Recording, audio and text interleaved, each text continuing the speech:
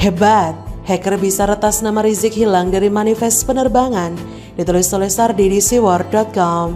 Halo, selamat datang di channel Jurnal Radio bersama JJ. Entah drama apa lagi yang sedang dimainkan Rizik tak akan berpengaruh dalam sidang sebenarnya, tapi lebih pada lucu-lucuan agar orang-orang percaya dia ini orang hebat dan super penting. Rizik cerita soal masa-masa menjelang kepulangannya. Dia cerita ketika dirinya pernah dijaili hacker ketika akan pulang ke Indonesia dari Arab Saudi.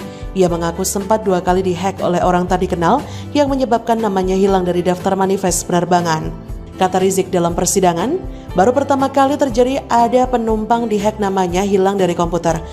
Nah, setelah itu nama saya dikembalikan ke komputer. Artinya ini kendala. Ada pihak tertentu, saya tidak tahu siapa, ingin membatalkan saya pulang. Kalau memang pertama kali hal ini terjadi justru sangat aneh dan tidak masuk logika.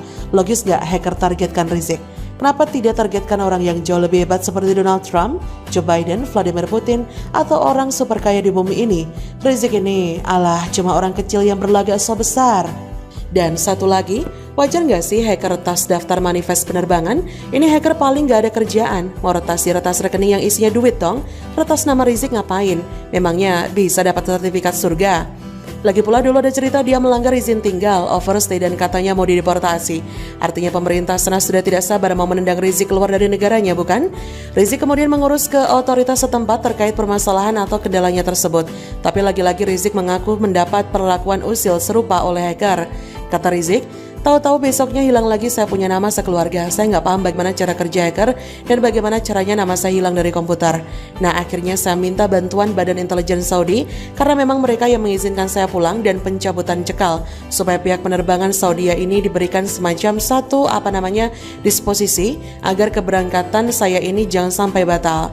Bukan cuma itu saja, hal ini juga dialami oleh anaknya yang ikut pulang ke Indonesia. Namanya dalam manifest juga tiba-tiba hilang. Inilah yang paling keren dan memukau. Kepulangan dirinya mengalami sedikit kendala, tapi justru membuat pemerintah Arab Saudi meminta maaf kepadanya. Kata Rizik, jadi katanya saya ini buronan, melarikan diri ada persoalan hukum yang saya hadapi, saya katanya red notice. Kemudian ada lagi yang mengatakan kalau saya ini orang politik yang selalu bikin keributan di mana-mana, nanti bahaya untuk keamanan Saudi. Wah, keren ya Rizik ini, sampai namanya begitu menggelegar di seluruh dunia, sehingga hacker pun terobsesi dengannya. Lebih kerennya lagi dia bisa minta bantuan Badan Intelijen Arab, bahkan pemerintah sana meminta maaf loh pada dirinya. Luar biasa sekali orang ini.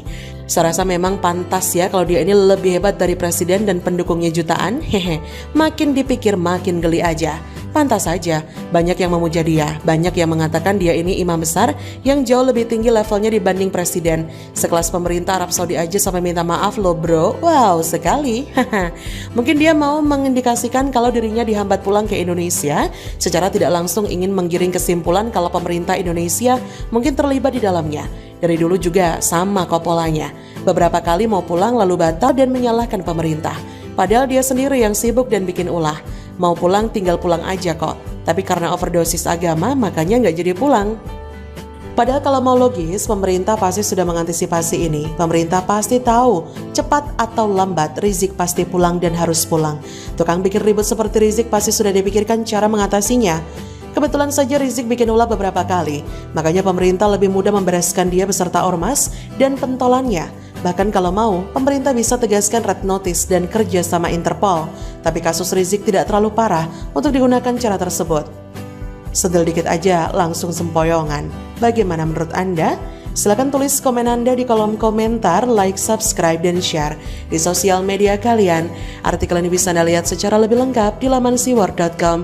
Terima kasih sudah menyaksikan channel Jurnal Radio.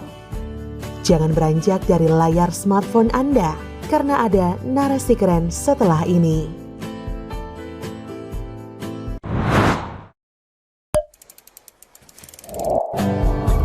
Utang politik AHY pada Jokowi, ditulis oleh Adin di siwar.com.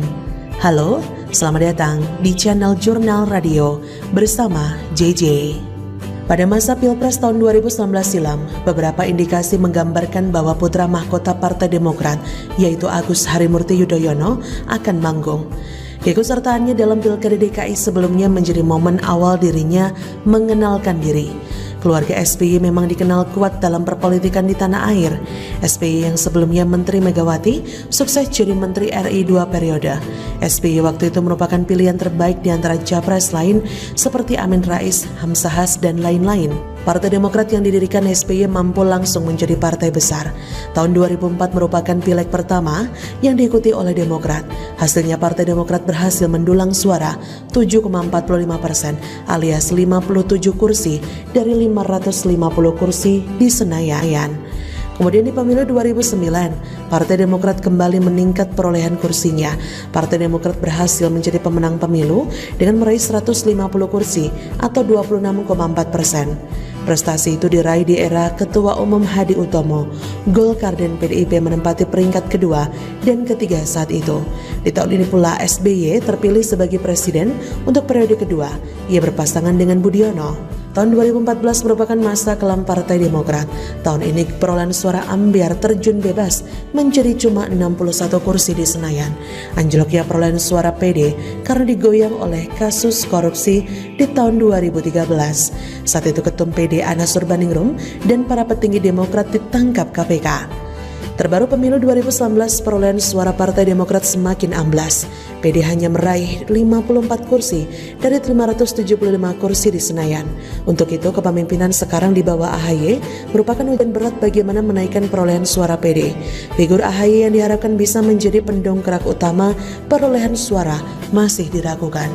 Apalagi terbaru PD di bawah AHY mendapat badai internal. Para senior partai menunjukkan kekecewaannya atas kepemimpinan AHY. Max Sopacua, Marzuki Ali dan anggota PD lainnya menginginkan PD yang baru. Mereka mencoba mendongkel AHY dengan jalur resmi dengan diadakannya KLB Deli Serdang. Max Sopacua CS menggait Kepala KSP Jenderal Muldoko sebagai Ketua Umum Partai Demokrat yang baru. Mungkin mereka berharap dengan menjadikan Jenderal Muldoko ketua, maka pemerintah akan ikut mendukungnya. Sebagian masyarakat menilai kedudukan AHY dalam posisi genting, tapi kemudian Jokowi menyelamatkan AHY. Ketua Umum Partai Demokrat PD Agus Harimurti Yudhoyono, AHY mengaku sudah bisa bernafas lega setelah 2-3 bulan berjibaku melawan gerakan Kongres Luar Biasa atau KLB di Deli Serdang, Sumatera Utara, 5 Maret 2021. Ia menyebut setidaknya ada 3 faktor utama yang menyelamatkan Partai Demokrat dari upaya kudeta atau lebih tepatnya pembegalan oleh Jenderal Purnawirawan Muldoko CS. Pertama adalah kecepatan dalam mendapatkan informasi akurat terkait rencana pembegalan lewat KLB, lalu mengantisipasinya bersama segenap pengurus pusat hingga cabang. Kedua, keberanian untuk mengungkapkan informasi tersebut ke publik meski yang dihadapi adalah figur elit di lingkaran kekuasaan. Ketiga adalah kekompakan dan juga soliditas segenap jajaran pengurus karena merasa punya musuh bersama. Semula AHY mengaku pihaknya sempat menyimpan prasangka bahwa pemerintah akan berpihak pada mereka yang menggelar KLB. Selain ada keterlibatan Kepala Kantor Staf Presiden Muldoko dalam perjalanan politik di Indonesia, KLB dari berbagai macam partai politik itu biasanya disahkan pemerintah. Tapi rupanya pemerintah kali ini berbeda. Melalui Menteri Hukum dan HAM, Menkumham Yasona Lauli, pemerintah pada 31 Maret lalu secara resmi menolak kepengurusan Partai Demokrat hasil KLB Deli Serdang.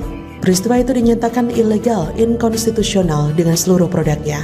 Dengan ini AHY seolah mempunyai utang politik pada Jokowi, utang besar yang tak bagaimana harus membayarnya. Andai kata Jokowi mau, jika Jokowi tipe politikus kotor bisa saja melalui Yasona, kepengurusan KLB Deli Serdang akan diakui. Toh ketuanya adalah orang dekat Jokowi, yaitu Kepala KSP Jenderal Muldoko. Bisa dibayangkan jika KLB Deli Serdang diakui, maka tamatlah AHY dengan Partai Demokrat. Mereka harus memulainya dari nol, bahkan harus mengganti nama partai. Sangatlah sulit dan melelahkan tentunya. Tapi Jokowi memang sosok pemimpin yang adil. Walaupun lawan politik Partai Demokrat merupakan partai oposisi, Jokowi tetap mematuhi aturan yang berlaku. Utang politik AHY begitu besar, entah kapan bisa melunasinya. Apalagi Jokowi sudah tidak berkepentingan secara politik, karena tahun 2024 nanti Jokowi tidak bisa mencalonkan lagi sebagai Capres RI periode selanjutnya. AHY dan Partai Demokrat harus berpikir keras bagaimana cara mereka melunasi utang politik tersebut. Melunasi utang secara politik memang tak bisa langsung pada Jokowi, tapi putra sulung Jokowi yaitu Gibran yang sekarang menjadi wali kota Solo bisa dijadikan alternatif sosok pelunasan utang AHY. Bagaimana menurut Anda? Silakan tulis komen Anda di kolom komentar, like, subscribe, dan share di sosial media kalian. Artikel ini bisa Anda lihat secara lebih lengkap di laman siwar.com. Terima kasih sudah menyaksikan channel Jurnal Radio.